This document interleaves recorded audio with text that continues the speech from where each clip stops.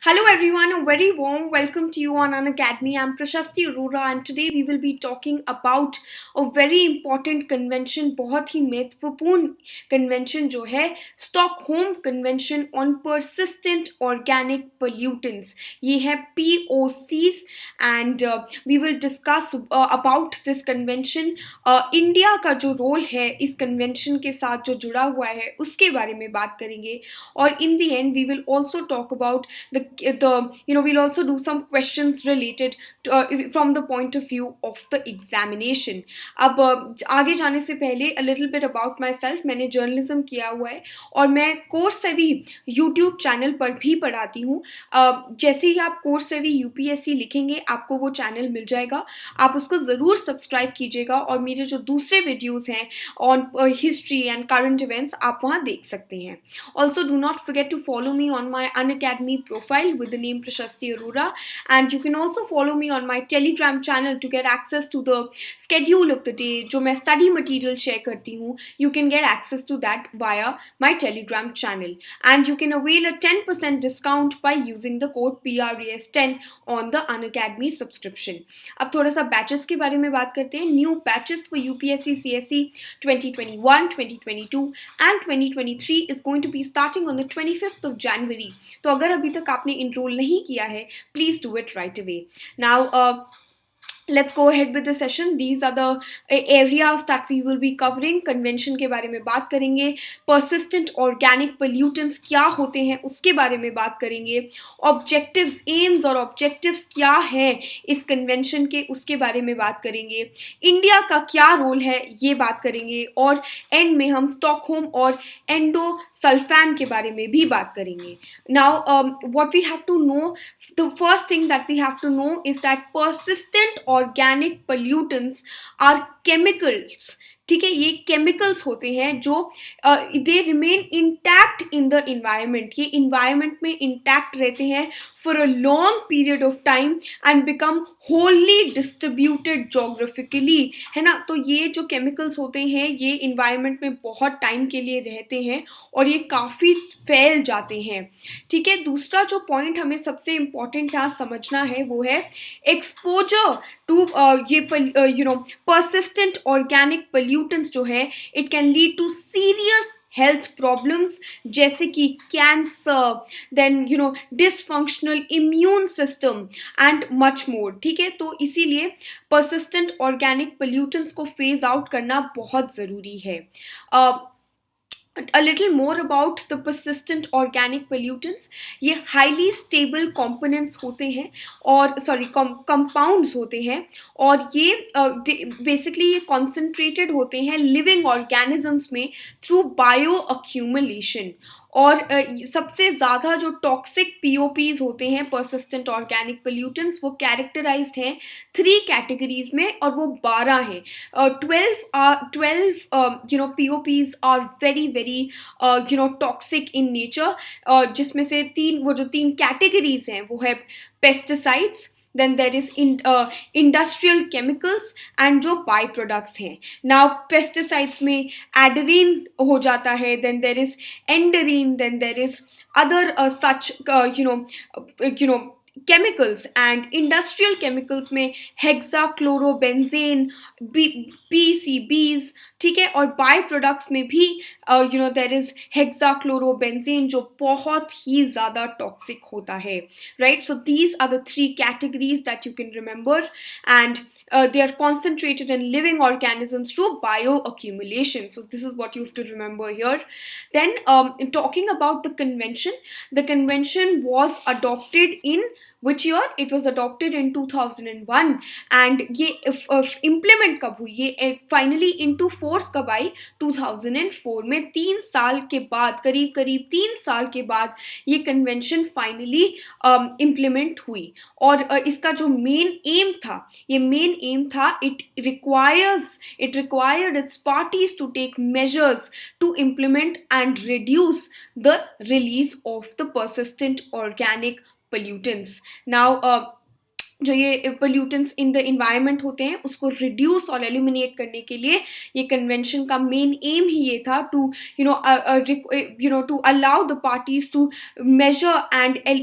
measure to eliminate take measures to eliminate these particular POPs, the 12 POPs that are most toxic and are characterized in 3 categories. ठीक है, अब और जो objectives थे इस convention के, from eliminating dangerous POPs to supporting the transition to safer alternatives of these chemicals, and then targeting traditional POPs at the first for action, then cleaning up of old stockpiles and equipment containing POPs, and working together for a POP free future. ये पांच some of the main objectives थे to of this convention, to ensure that the toxic chemicals are not lingering in the environment. So these मैं फटाफट एक बार और बता देती हूँ. Eliminating जो dangerous POPs in the environment है, उस ये सबसे पहला मेन ऑब्जेक्टिव था. दूसरा शिफ्ट करना सेफर ऑल्टरनेटिव्स पर. तीसरा टारगेटिंग ट्रेडिशनल पीओपीज, जो ट्रेडिशनल पुराने पीओपीज हैं, केमिकल्स हैं, ऑर्गेनिक पोल्यूटेंट्स हैं, उसको टारगेट करना सबसे पहले.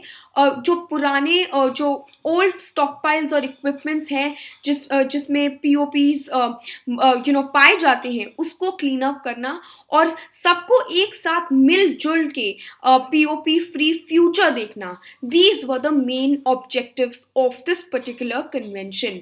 Now talking about India and Stockholm, India ने अप्रूवल दिया था to ratify convention on the 20th of October 2005. तो जब ये 2001 में हमें जैसा कि पता है सेटअप हुई थी, और 2004 में ये फाइनली इम्प्लीमेंट हुई थी 3 साल बाद, और 2005 में इंडिया जो है उसने अप्रूवल दे दिया था इसको रैटिफाई करने के लिए. अब जब भी हम बोलते हैं कि रैटिफिकेशन ऑफ कन्वेंशन क्या होता है, इसका मतलब होता है कि इंडिया ने एक ऑफिशियल अप्रूवल दे दिया कि ये कन्वेंशन हमारे एंड से बिल्कुल ऑफिशियल है. साइनिंग द कन्वेंशन कहते हैं इसे, it basically means signing the convention. और इंडिया ने रैटिफाई किया था ये कन्वेंशन को 2006 में, and the ministry of environment, forest and climate change serves as the focal point for this convention. And in fact India ने ratify किया है 12 listed chemicals, जो 12 toxic listed chemicals हैं उसको. और yes, so this was about India and Stockholm. India has been taking active measures to ensure कि persistent organic pollutants जो हैं वो phase out हो जाएं, because obviously they are very very harmful for the environment. अब बात करते हैं स्टॉकहोम और एंडोसल्फान की. एंडोसल्फान जो है वो एक क्लोरिनेटेड हाइड्रोकार्बन है. क्लोरिनेटेड हाइड्रोकार्बन इंसेक्टिसाइड है जो क्लोरिडाइन सब ग्रुप में पाया जाता है, and it acts as a contact poison in a wide variety of insects and mites. A conference of parties to the Stockholm Convention in Geneva, in fact, recommended that there is elimination of production और use, मतलब elimination हो जानी चाहिए production की, और मतलब produce ही नहीं होना चाहिए और यूज़ तो बिल्कुल नहीं होना चाहिए ये एंडोसल्फान. और ये जो इसके आइसोथर्म्स हैं वो भी वर्ल्ड वाइड, ऑब्वियसली एग्जेम्पशंस को छोड़ के, मतलब कई केसेस को छोड़ के, ये पूरा जो है ये जो एंडोसल्फेन है, जो हाइड्रोकार्बन इंसेक्टिसाइड है, उसको कम्प्लीटली उसका जो प्रोडक्शन है और यूज़ है उसको बैन कर देना चाहिए. बट लेट्स सी हाउ अभी फाइनल डेटा नहीं है विच सेज कि ये कितना फेज आउट हो चुका है. और ये जो डिसीजन है, जो इसका डिसीजन है, that will be binding on India unless specifically ratified by the country, है ना. तो ये डिसीजन होता है on the country that is in place, है ना. So this was about the Stockholm and endosulfane. We talked about India and the Stockholm Convention. We talked about the objectives of this convention. We talked about what exactly is this convention, and we talked about the persistent organic pollutants. आपको मेरा PDF जो है इसका description में मिल जाएगा, तो आप उससे ये पॉइंट्स लिख सकते हैं जहां भी आपको लिखना है. अब एक क्वेश्चन डिस्कस कर लेते हैं. क्वेश्चन है, which of the following pairs are correctly matched. पहला मिनीमाटा कन्वेंशन मर्क्यूरी, दूसरा Stockholm convention persistent organic pollutants, तीसरा Basel convention ozone depleting substances. Select the correct answer using the code given below. A 1 and 2 only, B 1 and 3 only, C 2 and 3 only, D 1, 2 and 3. मैं 10 seconds दे रही हूँ, आप live chat में और comment section में लिख सकते हैं इसका आंसर, या आप अपने कहीं भी नोटबुक या कहीं भी जहां आप चाहते हैं या आंसर लिख सकते हैं.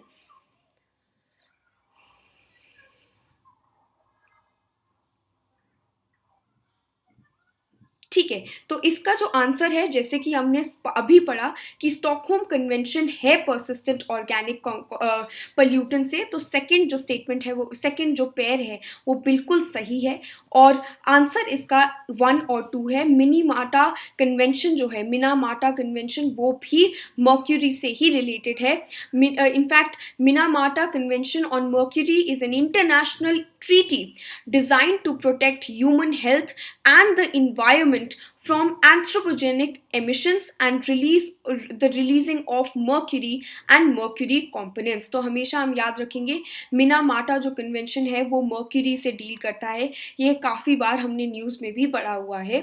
और स्टॉकहोम कन्वेंशन अभी मैंने आपको सारा समझाया, ये एक इंटरनेशनल इन्वायरमेंटल ट्रीटी है जो एम करती है टू एलिमिनेट और रिस्ट्रिक्ट द प्रोडक्शन ऑफ पीओपीज. और बेसल कन्वेंशन जो है वो ओजोन डिप्लीटिंग सब्सटेंसेस के लिए नहीं है, वो बेसिकली है for the control of transboundary movements of hazardous waste and their disposal.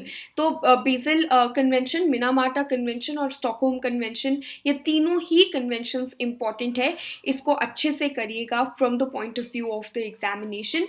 ऐसे ही क्वेश्चंस आते हैं प्रीलिम्स में कि कौन सी कन्वेंशन किस से रिलेटेड है, तो आपको सारी अग्रीमेंट्स, जैसे फॉर एग्जांपल पेरिस अग्रीमेंट और जो सारे दूसरे अग्रीमेंट्स हुए, कॉन्फ्रेंस ऑफ पार्टी, 1992 रायो समिट, ये सब आपको पता होना चाहिए from the context of environment.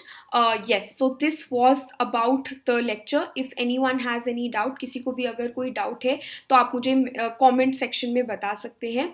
Also just before finishing this lecture, iconic price hike होने वाला है, तो अगर अभी तक आपने अपग्रेड नहीं किया है प्लस से आइकॉनिक सब्सक्रिप्शन में, प्लीज़ 25 जनवरी से करिए ताकि आप प्राइस हाइक बीट कर पाएँ. और जनवरी 31 11 AM अनअकैडमी कॉम्बैट होगा, तो आप अपना कैलेंडर्स प्लीज़ बुक कर लीजिए ताकि आपको बेनिफिट्स मिल पाएँ इस पर्टिकुलर इवेंट के. This is it from my side. Thank you so much for your time. आप ज़रूर सब्सक्राइब करिएगा अनअकैडमी से, और जो कोड आपको यूज़ करना है वो है PRAS10. This is it from my side. See you next time. Bye bye.